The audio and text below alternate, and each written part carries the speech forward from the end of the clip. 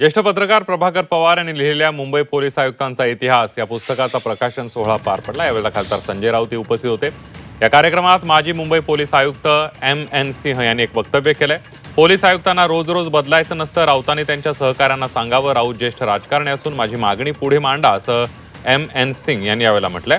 तर ब्रिटिश काळामध्ये फ्रँक साउटर 23 वर्षे मुंबई पोलीस आयुक्त होते। फ्रँक साउटर यांचा रेकॉर्ड कोण मोडेल? आपल्याला सरकारला सांगावं लागेल, असं संजय राऊत म्हणाले।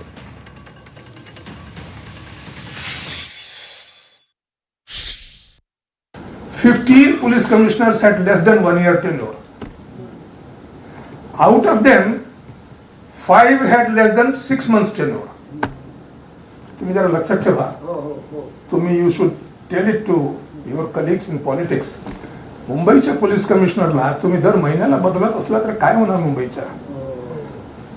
त्या 15 पैकी 15 1 वर्षाच्या पेक्षाही कमी, आणि त्या 15 पैकी 5 लोकांना 6 महिन्यापेक्षा सुद्धा कमी। आता पोलीस आयुक्तांना 74 दिवसात, 2 महिन्यात, 3 महिन्यात जावं लागतं। पण फ्रँक साउटर